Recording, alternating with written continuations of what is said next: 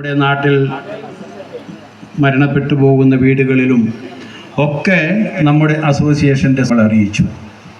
വളരെ നല്ല സ്വീകാര്യതയാണ് നമുക്ക് നമ്മുടെ ഈ അംഗങ്ങളിൽ നിന്ന് കിട്ടിയത്.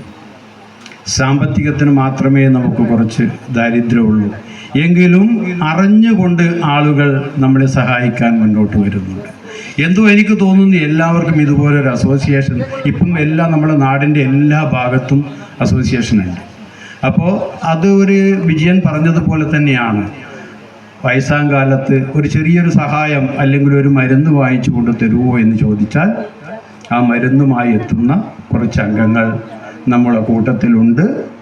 അതൊക്കെയാണ് ഇതിൻ്റെ ഒരു പ്രധാന ഘടകം.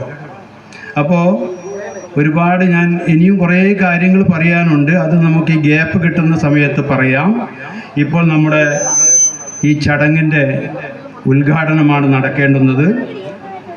നമ്മൾ വളരെ മാസങ്ങൾക്ക് ഏകദേശം ഒരു മാസം 1.5 മാസം മുമ്പേ ചെയർപേഴ്സണെ വ്യക്തിപരമായിട്ട്, കാരണം എനിക്ക് ചെയർപേഴ്സണേക്കാളും കൂടുതൽ അറിയുന്നത് ചെയർപേഴ്സൻ്റെ ഉപ്പയായിരുന്നു. നമ്മൾ ട്രേഡ് യൂണിയൻ രംഗത്ത് കുറച്ച് പ്രവർത്തനം നടത്തിയിട്ടുണ്ട്.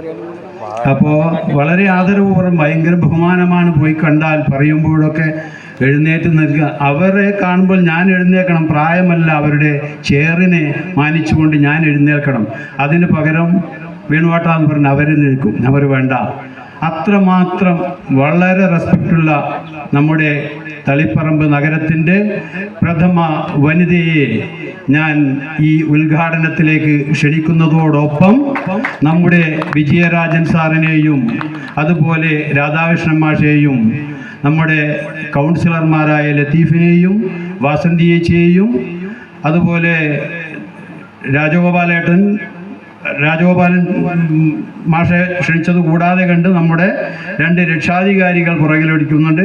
അവരെയും ഒക്കെ ഒരു പ്രസിഡന്റ് എന്ന നിലയിൽ ഹാർദവമായി സ്വാഗതം ചെയ്തുകൊണ്ട് ഈ ഉദ്ഘാടനത്തിനായി നമ്മുടെ പ്രഥമ വനിതയെ സാദരം ക്ഷണിക്കുന്നു. നന്ദി, നമസ്കാരം.